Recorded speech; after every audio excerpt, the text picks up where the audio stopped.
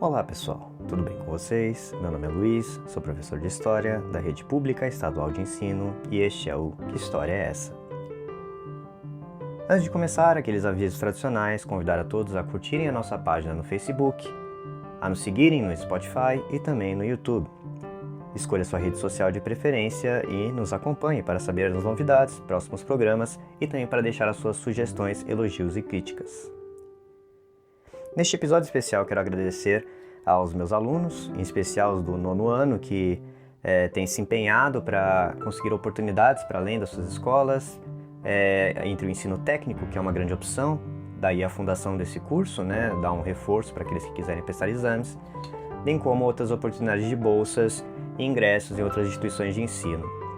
Como professor da escola pública, é muito difícil admitir isso, mas às vezes, quando a gente faz o nosso trabalho direitinho, a gente quer que nossos alunos eles alcem voo, que eles vão longe, Então, quanto melhor a gente faz o nosso trabalho, quanto mais a gente se aproxima dos alunos e consegue tocar os seus corações e mentes, mais longe de nós eles vão, mais eles se afastam. É um pouco triste, mas é necessário. Então, quero dedicar esse episódio, em especial aos meus alunos, então, do 9º ano, que ano que vem, se tudo der certo, não estarão mais na minha escola estadual, não estarão mais comigo, estarão em outras oportunidades, alçando voos cada vez maiores. Então, para vocês, o meu muito obrigado e também desejo a vocês muita boa sorte em seus futuros feitos. Vamos lá? No episódio de hoje, nós vamos trabalhar um tema extenso, falar um pouco da colonização do Brasil, ou antes, Brasil colônia, Brasil colonial, ou até em alguns lugares você encontra como América Portuguesa, América colonizada por portugueses, dito que vários europeus vieram para cá incitar o processo de colonização. Esse processo, ainda que seja bastante restrito aí ao século XV em diante, ele mexe com um conceito que vem desde a antiguidade, a saber, dois conceitos em especial, o conceito de colônia e o conceito de escravidão. Nós já vimos anteriormente, se não comigo, em outras aulas de história, você já deve ter visto que outras culturas lidaram com a escravidão, outras culturas lidaram com a colonização. A gente pode citar, por exemplo, o caso da Grécia Antiga, que muitos de seus habitantes, já que o território ele era montanhoso e inóspito, de difícil acesso, saíam então em busca de outras terras e a colonizavam. Então a ideia de colônia é um núcleo populacional que mantém vínculo com a origem dos seus cidadãos. Então esses gregos, esses atenienses, esses espartanos sairiam então da sua cidade-sede, que seria a metrópole, e iriam para a colônia, esse território que mantém um laço de economia e de política com a sua origem. A diferença aqui da colonização da Era Moderna, a partir do século XV, a gente pode falar que nós saímos da Idade Média e entramos na Idade Moderna, ela mexe com um fato muito delicado, que é esses povos que chegam nessas novas terras para colonizar, eles vão encontrar povos antigos, povos originários. Então, por exemplo, os portugueses vão colonizar a América, mas se deparam com os tupis e com outras diversas nações indígenas. Outro fator também é a dimensão da colonização. Graças à modernização do sistema econômico, que chega no início do capitalismo, você vai ter uma dimensão muito maior da colonização. Terras muito maiores são colonizadas e você tem agora uma grande parte do mundo conhecido já ocupado, já catalogado e ligado por rotas comerciais.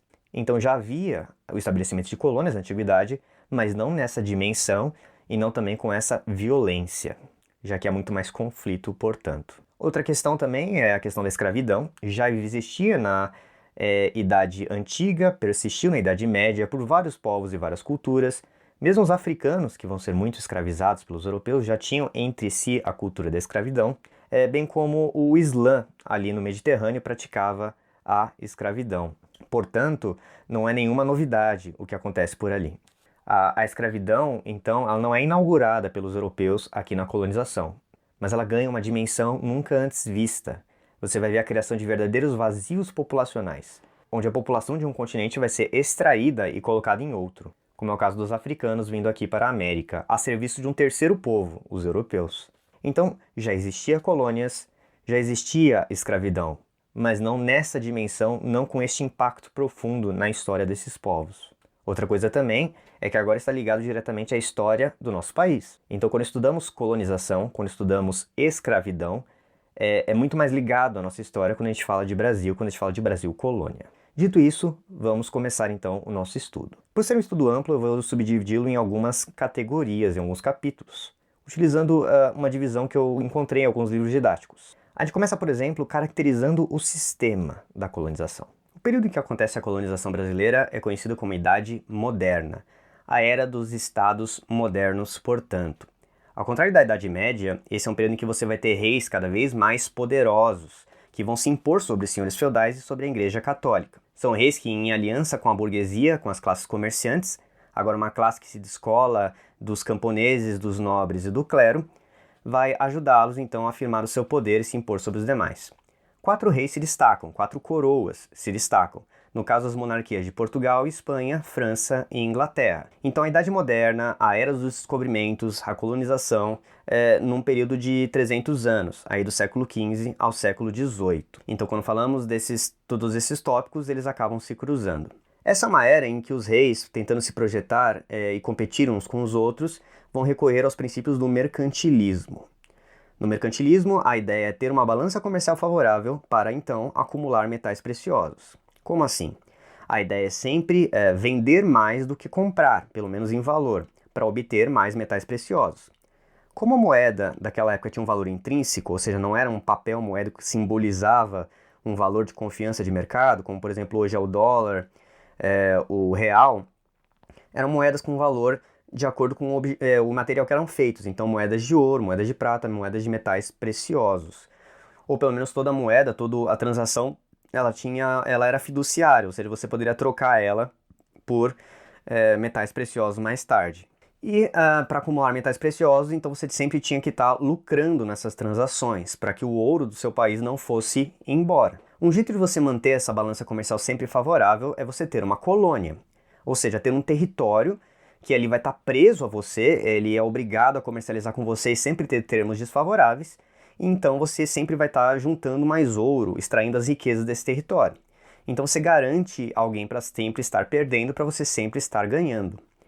Parece um pouco absurdo que alguém entre nesse jogo de propósito, mas tenha em mente que as pessoas que vão para essa colônia são membros da metrópole. Então, quando o Brasil vai ser explorado por Portugal, você tem portugueses que mesmo aqui no Brasil e nascendo aqui no Brasil, vão se sentir portugueses, por obedecem ao rei de Portugal, que vão ajudar então Portugal a enriquecer, porque afinal é o país deles, né? E também por outra questão, porque eles individualmente estão enriquecendo. Então pouco importa que as riquezas estão sendo drenadas desse território brasileiro, pois individualmente as pessoas que vêm para cá para o Brasil, os senhores de engenho, os escravocratas, os traficantes de escravos, a gente vai falar mais tarde dessas classes, eles individualmente estão enriquecendo, ainda que o Brasil, a coletividade, esteja empobrecendo. A ideia de um Brasil também só vai nascer muito mais tarde, então os territórios conhecidos como colônias são apenas uma extensão da metrópole, e assim eles eram identificados também pelas pessoas que aqui se estabeleciam. Então, repetindo, a Idade Moderna é conhecida pelo mercantilismo, essa prática de acumular ouro para deixar os reis cada vez mais poderosos, usando para isso uma balança comercial favorável, ou seja, sempre vender mais do que você comprar e sempre acumular mais metais preciosos. A Espanha vai encontrar uma espécie de atalho com isso, porque quando ela chega à América, em vez de conseguir um território para sempre ter relações comerciais favoráveis, ela encontra diretamente o ouro, então ela meio que cortou caminho. Em vez de ela precisar vender para conseguir ouro, ela simplesmente roubava o ouro que aqui existia, montava extração nas minas de prata e de ouro, né? Prata em Potosí e ouro na região do México, e assim conseguia, nos princípios mercantilistas, se tornar uma nação mais poderosa. Hoje nós sabemos que a Espanha não é nem de longe uma das principais potências, então algo deu errado ali nos princípios mercantilistas. Como a gente vai ver, é muito mais complexo enriquecer um país do que simplesmente acumular ouro ou dinheiro. Portugal, nesse interim, também vai tentar encontrar ouro, mas acaba encontrando um território, a princípio, pobre.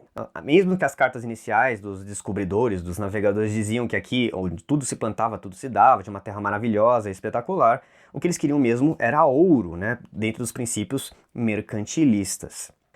Essa ideia toda de navegação, ela tem muito a ver com a vocação desses dois países, né? Por que não França, por que não Inglaterra? Eles acabam chegando aqui também, mas Portugal e Espanha são pioneiros por causa dessa vocação, por eles estarem mais no extremo da Europa, mais na pontinha ali e mais próximo de saltar então para o Atlântico.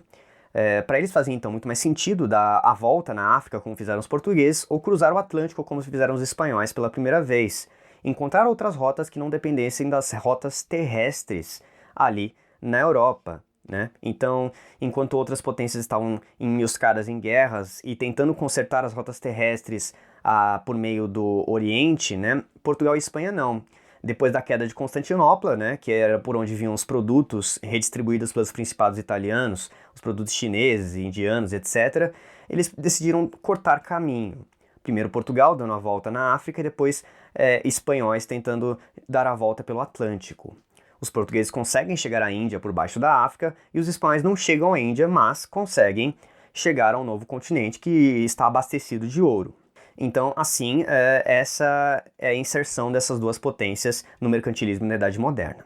Depois de um tempo, você vai ver no século XVI, nos anos de 1500, a Espanha vai se estabelecendo ali, extraindo ouro e prata, e o Brasil, ele não é muito interessante aos olhos portugueses. Tanto que nos primeiros 30 anos, os portugueses nem sequer se fixam aqui. Então a colonização não começa em 1500, mas antes em 1530. Porque nesses primeiros 30 anos, a única coisa que havia de interessante aqui era o pau-brasil. E para extrair o pau-brasil, bastava fazer amizade com os indígenas, trocar alguns produtos por trabalho, na relação chamada de escambo, que eles mesmos cortavam o pau-brasil, extraíam, armazenavam em feitorias, e depois os portugueses vinham aqui, buscavam o produto e exportavam para a Europa. Era um produto bastante procurado, porque o pigmento de cor vermelha, ele servia ao gosto da nobreza. Produzir tinta vermelha, portanto. Hoje isso parece banal com a produção de pigmentos químicos, né, nas indústrias, mas naquela época para você conseguir uma cor específica era muito mais difícil, dependia de uma matéria-prima muito específica. Os portugueses percebem que os outros europeus não estão muito respeitando o acordo que eles tinham com a Espanha, né? O Papa, se eu não me engano, havia garantido que Espanha e Portugal teriam direito de explorar essas novas terras e espalhar os valores da cristandade, porque eles eram mais próximos ao Papa. Só que já não é mais Idade Média, e o Papa, apesar de ser muito importante ainda, não é a maior autoridade da Europa. Então França e Inglaterra vão volta e meia aparecer aqui na América e conseguir por eles mesmos aquilo que eles queriam. Franceses vão extrair o pau-brasil, vão conversar com os indígenas, e os indígenas não tinham qualquer lealdade, não tinham nem porquê, né? Aqueles homens barbudos e de roupas pesadas em pleno verão pareciam todos igualmente estúpidos e sujos. Então, conversar com eles, tratar com eles dava no mesmo. E aí que começa a empreitada da colonização. Então Portugal decide que aquele território deve garantir os interesses da coroa, deve garantir a balança comercial favorável, e começa a enviar expedições para tentar proteger a costa, tudo em vão, e por fim, a partir de 1530, decide instituir o sistema de capitanias hereditárias. Você não precisa decorar o nome das 15 capitanias, nem saber exatamente que são 15, mas ter a ideia geral do programa. A ideia era que o rei cedia, então, parte do seu poder para particulares que viriam aqui em nome da coroa, e esses capitães, ou esses donatários, esses caras que recebiam o benefício do rei, numa espécie... parece o feudalismo, mas é outro tipo de sistema, que tem a ver com particulares, né? Viriam aqui, custeariam as suas próprias viagens, então eles teriam que ter todo um investimento para vir aqui para o Brasil, uma viagem de 2 meses, e de alguma forma lucrar com o seu investimento. Eles teriam poder político, poder jurídico, eles julgariam, né, seriam os representantes do rei aqui na colônia, seriam os olhos do rei aqui na colônia, enriqueceriam, teriam que pagar impostos também, e teriam também o direito de cobrar impostos daqueles que viessem depois em suas terras. Eles poderiam redistribuir as suas capitanias em sesmarias, em lotes de terra também ali ao gosto deles, e assim ficar com o empreendimento colonial. Entre 1530 e 1549, esses 19 anos iniciais da colonização, o sistema de capitanias não vai prosperar. Das 15 capitanias, apenas 2 vão dar mais ou menos certo, a de Pernambuco e a de São Vicente, porque nem todas tinham solo propício para qualquer tipo de atividade comercial, nem todas eram seguras para a navegação e para os portos, e nem todos os donatários, aqueles que receberam benefício, tinham interesse em largar a vida de Portugal e vir para uma terra incerta que não se sabia nada. Apesar dos relatos de viagem, apesar dos mapas, apesar das oportunidades de enriquecer, o tipo de pessoa que vinha aqui para o Brasil é muito específico, era o aventureiro. Aquele nobre que não tinha ainda... tinha dinheiro suficiente para vir para cá, mas não tinha títulos o suficiente para querer se lançar numa aventura e voltar importante para Portugal. E nesse interim, então, poucas pessoas de fato vieram aqui para a colônia portuguesa na América, o Brasil. São Vicente e Pernambuco vão ter o seu sucesso ligado à empresa do açúcar, né? O açúcar que vai ser o grande produto aqui brasileiro. Para garantir, então, que esse sucesso seja replicado por todo o território, para que as outras capitanias também prosperem, para que aqueles europeus que não pararam de chegar, sobretudo franceses aqui no Brasil, fossem expulsos, a partir de 1549 você vai ter a instituição do governo geral. Vai ter muito dessa história de centralização e descentralização na história do Brasil. Por ora, permite-se então que cada capitania ascendesse o seu próprio governo, mas em 1549 você tem uma capital, um governo geral, que vai ficar em Salvador, coordenando toda a empresa colonial. Há momentos em que o governo geral vai apitar mais, há momentos em que cada território, cada faixa territorial, cada capitania, ou qualquer que seja a configuração do governo local, vai ter mais poder do que o governo centralizado. Até porque as regiões brasileiras, elas não conseguiam se comunicar entre si. Às vezes era mais fácil, por exemplo, ir de Salvador para Lisboa do que de Salvador para São Vicente, para São Paulo. Porque as correntes marítimas, não havendo aí motores para os barcos, né, só contando com as correntes, com o vento e com as marés, era difícil de simplesmente riscar o litoral navegando e, pior ainda, andar pelo território inóspito e sem estradas, sem qualquer tipo de estrutura para atravessar a região dos mares e morros da Mata Atlântica, que separa o litoral do Planalto. Então, você tem esse início atribulado da colonização, a chegada de muitos europeus aqui, os portugueses tentando garantir que a colônia brasileira servisse aos seus interesses, e em 1549 o estabelecimento do governo geral. O açúcar acaba se provando ser, sim, um negócio bastante lucrativo que vai permitir o acúmulo citado de metais preciosos, com uma relação comercial bastante favorável. Então você tem o crescimento de uma sociedade açucareira. O açúcar, então, é o principal produto exportado da colônia. Você tem o estabelecimento de grandes fazendões, né, que os donatários doavam sesmarias, essas fazendas, esses territórios grandes, e você tem poucos proprietários que acabam chegando aqui que conseguem, nas terras férteis, plantar o açúcar. O açúcar ele é feito por meio do plantation, né? É a grande propriedade, a monocultura, só uma coisa plantada em toda a extensão do território, e a mão de obra ela é escravizada. A princípio de indígenas e mais tarde de africanos, trazidos pelo tráfico negreiro. Então o açúcar ele é escolhido não por acaso, ele é uma especiaria, era um produto originário ali da região oriental, mas os portugueses já conheciam pelo menos desde o século XV na Ilha de Madeira e em Açores. Então eles já sabiam plantar o açúcar, já tinham a tecnologia, já sabiam que com mão de obra escrava era possível tocar o negócio. Então eles implantam aquilo que eles já vinham fazendo em pequenas ilhas numa escala continental. Então nem preciso dizer que há algumas falhas aí nessa estratégia. Primeiro, como o território era vasto, para a mão de obra escravizada que conhecia o território, os indígenas, né, era muito mais fácil fugir. E mais, havia uma barreira cultural aí, porque os indígenas homens estavam acostumados à tarefa guerreira, de proteção, enquanto quem cuidava da agricultura eram as mulheres. Quando eles forçam os homens a trabalhar na lavoura, muitos não querem, se recusam por uma questão cultural, preferem até o castigo físico, preferem a morte do que se entregar ao trabalho laboral na lavoura. Outra coisa é que eles podiam muito mais facilmente organizar revoltas e fugir. Revoltas importantes que aconteciam, que acabaram destruindo engenhos e atrapalhando toda essa empresa colonial portuguesa, é como a Confederação dos Tamoios. Tamoio não é uma denominação indígena, mas antes significa, em Tupi-Guarani, aquele que é nativo da terra, aquele que é mais antigo. Então seria a revolta dos antigos da terra, dos donos da terra, contra esses novos empreendedores, esses novos conquistadores.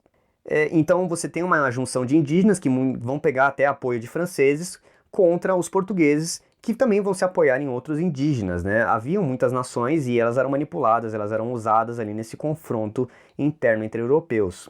A Confederação dos Tamoios acaba sendo destruída, muito com o apoio dos jesuítas, né? A Igreja Católica também tem um papel muito importante na colonização.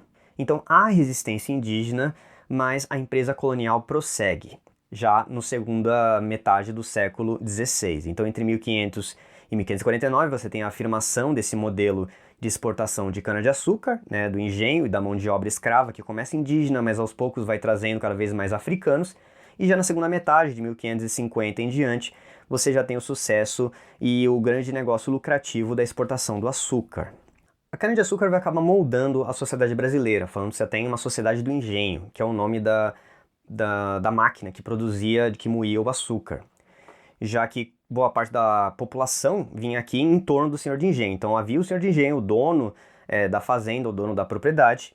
Em torno de si havia a casa grande, as pessoas livres que ficavam em torno dele, a sua família e comerciantes que o serviam com produtos, que iam na cidade, que traziam aquilo que ele precisava, os traficantes de escravos e etc. Enquanto na senzala ficavam os escravizados. A população que não era senhor de engenho nem era escravizada tinha que se servir ao longo desses dois polos, né? Ou você ficava mais próximo de um ou de outro, né? Então eles tinham que basicamente servir a essa produção, já que a colônia servia apenas à produção de açúcar. Sendo assim, você tem uma economia muito limitada e uma concentração de poderes de terras na mão da produção de açúcar. Algumas pessoas vão ter, os homens livres, pobres, elas podem, por exemplo, trabalhar com a pecuária, com a produção de boi, com a produção que vai servir de força motriz para o engenho, para girar as máquinas e torcer e moer o açúcar, e também para servir de carne, de roupas, de vestuário. Essa produção pecuária vai prosperar sobretudo ao longo do Nordeste, no Norte e também no Sul, nos Pampas gaúchos. A metrópole vai chegar até a proibir essa produção, porque vai espalhar um pouco a população, e ela queria concentrar a população na produção açucareira, mas, via de regra, ela vai ser a única forma de interiorização da colonização nesse período.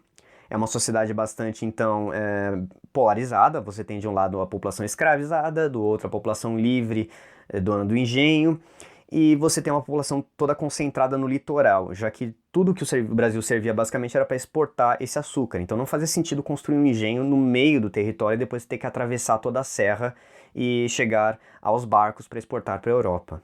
Os franceses vão tentar, não só na Confederação dos Tamoios, mas em outros eventos, ocupar aí a região do Rio de Janeiro e depois, mais para frente, Belém, lá no século XVII. Mas sem sucesso, vão ser expulsos aqui da região e acabarem indo para a região onde hoje é a Guiana Francesa. Os holandeses vão vir mais tarde, mas isso é o nosso próximo assunto, né? A população escravizada, ela vai vir aqui aos milhares, através do tráfico negreiro. Muito se discute por que se trouxe mão de obra africana quando havia por aqui a população indígena, que ainda que era relutante, você tinha à disposição de mão de obra. É muito mais complexo você trazer milhares de pessoas de barco ao custo de milhares de vidas e de não sei quanto de investimento, ter que envolver 3 continentes numa transação do que simplesmente escravizar a população local. Ou mesmo recorrer ao sistema de colonato, de trabalho servil, como foi o caso dos Estados Unidos da América no início da sua história de colonização, ou seja, outros europeus trabalhando para os europeus. Mas caso é que era um lucrativo negócio. Então, nesse mercantilismo, não só os estados tentavam enriquecer, mas haviam comerciantes muito poderosos que desfrutavam de posições de interesse, aí, de proximidade dos reis, que lhe aliciaram, né, que disseram que era interessante então ter um tráfico negreiro, uma rede de escravização, onde você havia um comércio triangular que ligava a metrópole, o continente africano e a América, onde produtos da América e dinheiro da metrópole iam ali para a África em troca de escravizados, e esses escravizados chegavam aqui à América e muitos dos lucros eram oferidos para os europeus, né, para esses traficantes de escravizados. O europeu não precisava entrar no continente africano e sair predando escravizados. Ele se aproveitava das guerras que já haviam entre os próprios africanos, entre os reinos africanos, na região do Congo e na região do Sudão, e traziam os escravizados para cá. Então há também esse debate da questão da ética, né? O quanto eles foram responsáveis pela escravidão. O que a gente pode dizer é que o efeito da escravidão externa, de você extrair aquela população em vez de uma rede interna de escravidão como existia antes, é de vazios populacionais. Então já haveriam essas guerras, essas trocas de escravos dentro da África, mas agora eles estão sendo escoados para outro continente, provocando um vazio populacional ali na África e também a proliferação de guerras. Como havia um estrangeiro ali que estava sempre à procura de escravizados, e não era bom desagradar esses estrangeiros que estão sempre armados e derrubando governos e derrubando reinados na costa que não eram seus aliados, que não eram seus amigos, era bom então, um bom negócio você guerrear e destruir povos amigos. Muito melhor então guerrear com os povos ali ao seu redor do que enfrentar aquele estrangeiro. Então, digamos que os portugueses deram um estímulo para as nações africanas entrarem em guerra entre umas com as outras e derrubarem reinos milenares ali que existiam no interior do continente. E assim saíram os reinos africanos predando uns aos outros e alimentando o sistema escravista colonial, que estima-se trouxe por volta de 4 a 10 milhões de pessoas aqui para a América, pelo menos no caso brasileiro. As estimativas variam porque é difícil ter o controle de quantos escravizados vieram para cá, ou mesmo traçar as suas origens. A gente consegue, quando muito, separar nesses dois grupos que eu mencionei, os grupos do Sudão e os grupos do Congo. Mas, mesmo assim, né, a região do Sudão próximo ali ao Sahel, próximo ao deserto, na costa ocidental, e a região do Congo ali na floresta, um pouco mais ao sul. Mesmo assim, são categorias muito abertas, né? Por isso é um dilema da população atual, herdeira dos traços dos ex-escravizados, a população negra brasileira, saber exatamente de qual país, de qual região ela veio, quais as suas origens. Dito que muitos desses documentos, até de qual porto eles vieram, e mais difícil ainda traçar de qual guerra alimentou esse comércio dentro do continente, foram queimados, foram destruídos, ou mesmo culturas que entraram em guerras umas com as outras e acabaram dizimando qualquer rastro possível de ser traçado. Então nós temos aí o estabelecimento do comércio de escravizados. A vida dos escravizados era trazida para cá em condições bastante precárias. Eles eram amontoados no barco numa taxa de desperdício de 10 a 25%, que significa que às vezes um quarto das vidas eram perdidas no traçado. E esses africanos eram trazidos para cá, amontoados, vendidos, categorizados, marcados como animais mesmo, e eram colocados para o trabalho. No trabalho, eles eram bastante castigados para que obedecessem aos seus senhores, não eram de nenhuma maneira mais dóceis ou produtivos do que os indígenas, né, como é colocado, que os indígenas não trabalhavam, algumas autoridades públicas até proferiam esse tipo de bobagem, mas como eles não conheciam o território, eram separados dos seus iguais, misturados entre vários outros africanos de vários outros reinos, né, misturava-se reinos rivais, muitas vezes, para que eles não se juntassem e se rebelassem, acabam obedecendo aos senhores e muitas vezes até negociando com os senhores. Haviam revoltas constantes aqui, havia manifestações de subversão, mas, diante do poderio, diante da força, eles acabaram sendo subjugados e acabaram sendo levados e transformados na grande força motriz, naquilo que alimentou a colonização brasileira por anos e anos, sendo só totalmente abolida em 1888. Então nós temos aí um longo período, desde 1530, quando começou oficialmente a colonização, até 1888. São aí pelo menos 358 anos de escravidão. E é uma coisa que é difícil de você extrair da nossa história, de dizer que não existe marcas profundas até os dias de hoje. Indo adiante no tema, então nós temos aí Portugal como uma grande potência colonial, usando o Brasil para enriquecer, muito em torno da mão de obra escravizada e da extração da cana-de-açúcar. Quem vai atrapalhar um pouco esse jogo vão ser os holandeses e os espanhóis. Então nós estamos agora na segunda metade do século XVI, nos anos de 1550. Em torno de 1580 você tem a União Ibérica. O rei de Portugal, Dom Sebastião I, por qualquer motivo, vai resolver ir para uma guerra no norte da África, na região do atual Marrocos, e vai sumir em batalha. Sumir. Não encontram o corpo dele, não sabem dele, e ele não deixou nenhum herdeiro, só para facilitar. O herdeiro mais próximo dele era o rei da Espanha, porque era comum que as famílias nobiliárquicas, as famílias mais poderosas da Europa, casassem entre si para manter a linhagem. Então, desta forma, o rei de Espanha acumula também a coroa portuguesa, traçando então que existe uma única coroa, um único reinado para os dois países. A questão de nacionalismo, de minha cultura, minha língua, não existia. Você é o rei que você obedece. Então, a partir daquele momento, os portugueses passam a ser súditos do rei de Espanha, dito que, hereditariamente, ele é o rei legítimo. Nesse período, Portugal vai, então, fazer parte da Espanha, mas também vai herdar seus inimigos. A Espanha tinha uma rusga com os holandeses, porque os holandeses tinham se tornado livres justamente de uma guerra com a Espanha. E os holandeses, eles tinham tratado com os portugueses. Eram justamente os holandeses que ajudavam a revender o seu produto em toda a Europa, a refinar o açúcar e revendê-lo. A Espanha não vai deixar barato e Portugal é forçado a romper relações com a Holanda. A Holanda, então, visto que, a exemplo da França, era possível invadir a costa brasileira, que era muito imensa, vai tentar invadir justamente Salvador, que era a capital do território, o governo geral. Então eles são ambiciosos, vão lá direto no ouro, né? Não conseguem se estabelecer em Salvador, mas depois conseguem ir para Pernambuco, já aí no século XVII, nos anos de 1610. Lá em Pernambuco eles vão ficar pelo menos até 1640, e estabelecer então uma espécie de colônia ali, né? Então uma parte do Brasil se torna holandês, administrado diretamente pelos holandeses. Eles então vão ali em Pernambuco, que também era um território muito rico, produzir a cana-de-açúcar diretamente, refinar e revender. Então agora o Brasil compete consigo mesmo. Portugal começa a perder muito dinheiro, e a Espanha por consequente também, já que agora Portugal e Espanha são uma coisa só. Há muitos anos de batalhas para tentar tirar os holandeses de lá, mas a verdade é que a população local, ali de Pernambuco, acaba aceitando os holandeses, porque não queriam mais guerras. A toda guerra que se tentava extrair os holandeses de lá, mais engenhos eram destruídos, mais maquinário, mais investimentos eram perdidos. Então para todo mundo era mais legal manter as coisas como estavam.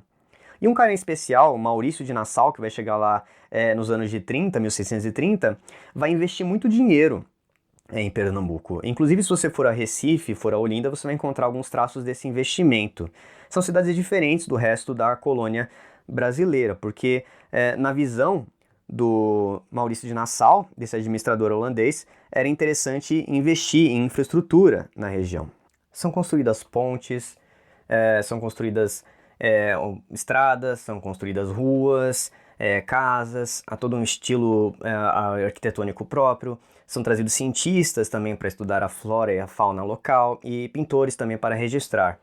Muito das obras que ilustram livros didáticos são justamente de pintores holandeses. Muito do catálogo das plantas também são de cientistas trazidos pelos holandeses. Então as artes são patrocinadas e a ciência é patrocinada, bem como a infraestrutura. Então houve uma lua de mel aí entre holandeses e os produtores de açúcar portugueses aqui no Brasil, em suposta traição aí com o seu rei.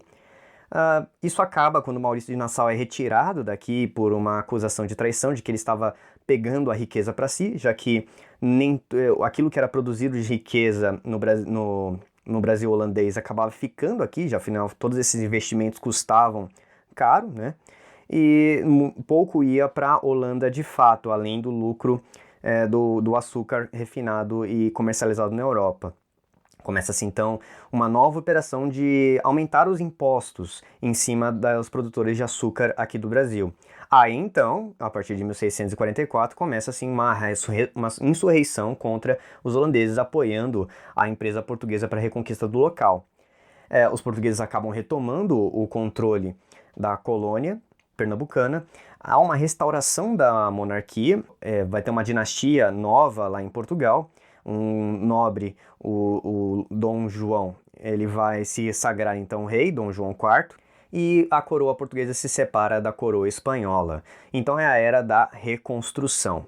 O território da colônia brasileira, aí a colônia portuguesa do Brasil, ele volta ao controle dos portugueses integral e os holandeses são expulsos. E assim como os franceses, que vão subir um pouquinho, eles também vão subir um pouquinho, onde hoje é o Suriname, e também ali para as ilhas do Caribe, as Antilhas. E eles produzem açúcar por lá, e um açúcar de melhor qualidade, já que eles conheciam a técnica, já tinham vindo aqui em loco, sabiam refinar, sabiam revender. Então Portugal volta, mas volta em desvantagem. E agora Portugal tem que de alguma forma se reerguer. Já não é mais exclusividade o mercado deles. As navegações já se estenderam aí por boa parte do globo, também já não é mais novidade. Você tem ingleses ali na América do Norte, você tem franceses nas Américas também, você tem os espanhóis extraindo cada vez mais ouro e prata, e os portugueses em uma situação bem complicada. Então, a partir de 1600, aí no século XVII, é a era de se reerguer, tentar extrair ainda mais aí da colônia. É uma era, então, de expansão territorial. Ao longo do século XVII, você tem algumas marchas de colonização, expansões militares patrocinadas pelo governo, são militares que vão, sob o comando dos portugueses, tentarem entrar, adestrar o território, principalmente no norte, né, as drogas do sertão, ali os produtos extrativistas, extraídos da floresta que podem ser vendidos, tem algum valor de negócio, algum valor de mercado, ali seguindo o rio Amazonas, né, uma navegação de cabotagem, e também adentrar ali para o sul e setentrional, ali na região do sul, onde tem os Pampas, e também entrando mais na região de Minas Gerais, Mato Grosso, Goiás, etc. Essas expedições não vão dar muito certo, não vão muito para frente.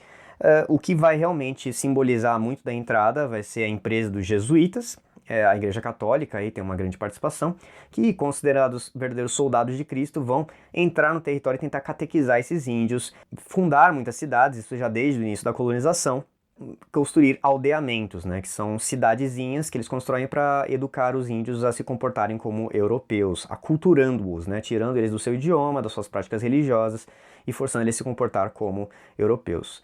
Um aldeamento muito próximo da realidade do paulistano, que presta a ETEC, é o de Embu das Artes. Ali você tem um museu de arte sacra, que mostra um pouco de como era essa atuação jesuítica, né? Você tem uma igreja num ponto alto, eles eram soldados de Cristo, eles tinham um treinamento estratégico militar, que ficava em um ponto alto, e de lá eles poderiam observar a região, organizar os índios para a defesa de um certo ponto estratégico e distribuí-los em pequenas casinhas ao longo da propriedade, onde esses índios trabalhavam durante o dia, estudavam, e ficavam sob o seu comando e sobre a sua cristianização. Então, por muito tempo, os jesuítas entravam no território, exploravam-no e entravam em contato com os indígenas. Teve essas explorações militares, como eu falei, e também uma outra grande sucesso para entrar no território foram os bandeirantes. Aí já não é mais uma expedição controlada pelo Estado, né, uma expedição pública de um exército português, mas são particulares que, tentando ganhar dinheiro, vão entrar no território, são os bandeirantes. Esses bandeirantes eles vão entrar para tentar encontrar indígenas que estão fugindo, escravizados também, fugidos, predar indígenas, populações indígenas do interior do território que poderiam servir como escravizados. Então eles são contratados para essas missões, ou eles vão por conta própria e tentam trazer e lucrar com essas expedições. O bandeirante ele é um mestiço, ele tem traços indígenas, traços portugueses, ou ele é um português que conheceu as técnicas indígenas de como comer e como sobreviver em longas viagens. E assim ele vai promover a integração, uma integração maior do território. Então, graças aos bandeirantes, graças aos jesuítas e graças a essas expedições militares, os portugueses vão saindo do litoral e adentrando o território. Durante a União Ibérica, como Portugal e Espanha era uma coisa só, eles tinham um combinado, onde os portugueses deveriam ficar numa faixa de terra mais ligada ao litoral, que era o Tratado de Tordesilhas. Como por muito tempo eles foram uma coisa só, acabou figurando o quem chega primeiro dominou, né? Que vai até se tornar um princípio legal na hora de firmar tratados, que é o usi possidetis, né? Se você usou, você possui. Quem chegar lá primeiro e estabelecer uma atividade comercial, quem tiver um domínio garantido da terra, comprovar que controla aquele território, vai ser dono legítimo dela. Então os portugueses vão muito com essa ideia na cabeça e se expandir para o interior do território e também procurando ouro, né? Isso é uma outra coisa que vai ser interessante. Então, seja para catequizar índios, procurar escravos fugidos, ou mesmo para procurar ouro, os portugueses vão adentrando o território que hoje é o Brasil, saindo ali do litoral, portanto. Assim, outra coisa que é importante para adentrar o território é, como mencionado, a pecuária. Ali ao longo do rio São Francisco, no Nordeste ou nos Pampas gaúchos, graças então à ideia de você ter uma pecuária extensiva, você precisa deixar o gado solto, essa era a técnica utilizada, muito se adentrou também no território. Então pecuária, jesuítas, bandeirantes e expedições militares vão favorecer a ocupação maior do território. Ainda que os núcleos populacionais, onde tinha mais gente, onde tinha cidades, era realmente no litoral. Não à toa que boa parte das capitais, as grandes capitais pelo menos, ficam no litoral até os dias de hoje. Numa dessas expedições eles vão acabar encontrando ouro. E aí vai ser uma outra parte da nossa história, já entrando no século XVIII, nos anos de 1700. Então, no final do século XVII encontra-se ouro, e agora você tem um estímulo para entrar e criar cidades mais para o interior.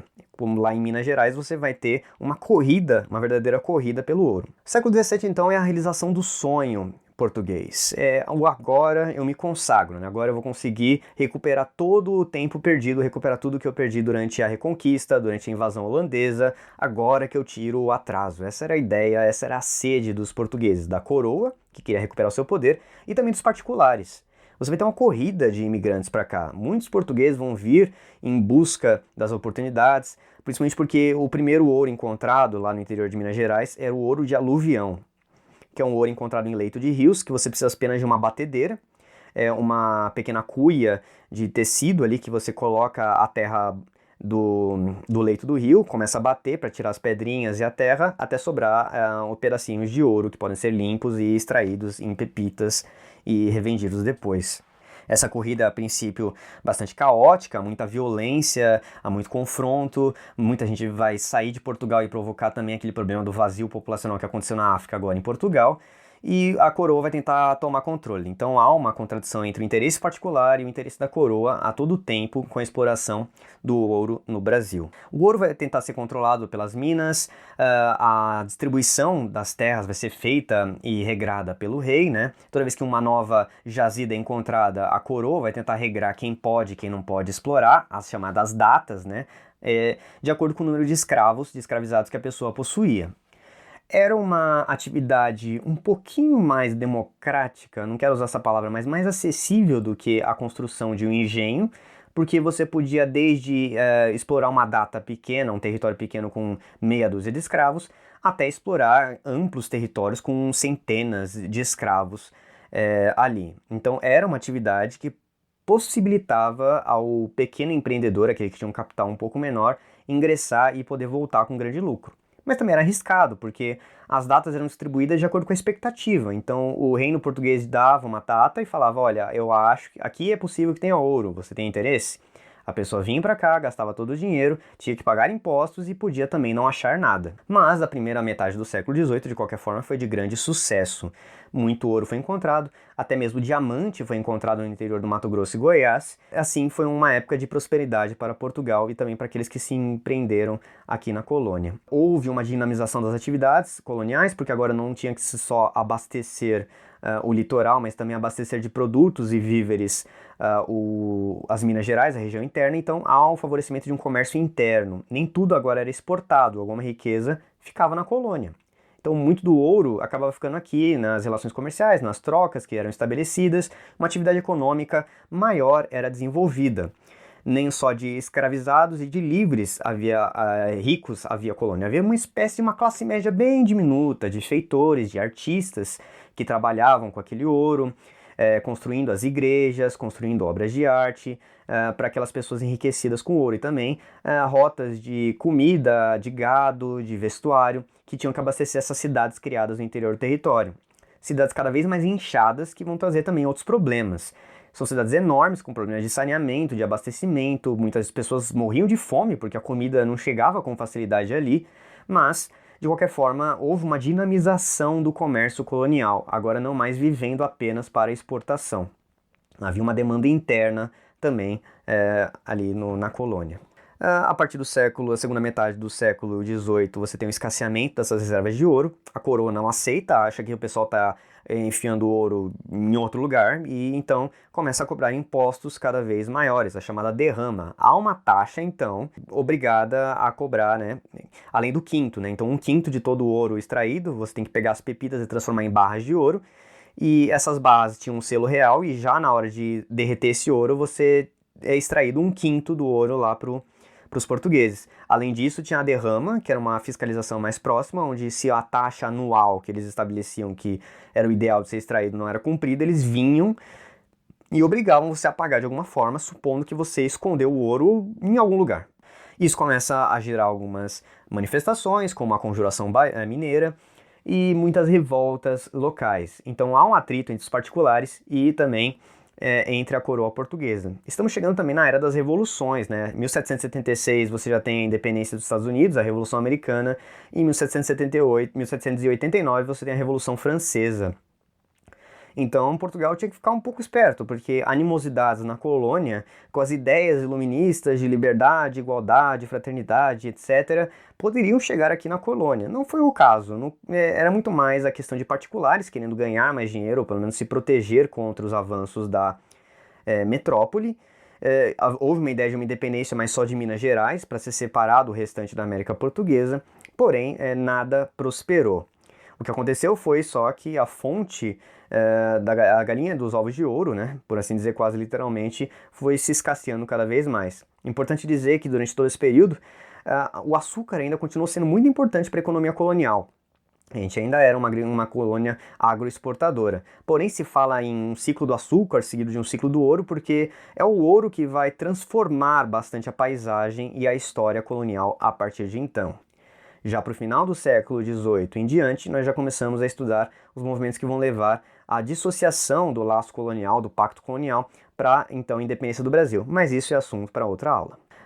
O conteúdo de hoje foi um pouco atribulado, eu enrolei muito para lançar essa aula, foi um pouco difícil trabalhar esse conteúdo tão amplo em pouco tempo. Não sei se vai ter alguma serventia, porque o interesse original era justamente servir de aula para preparatório para a ETEC, talvez sirva aos alunos do segundo semestre e posterior, mas acho que por uma questão de honra eu tinha que terminar.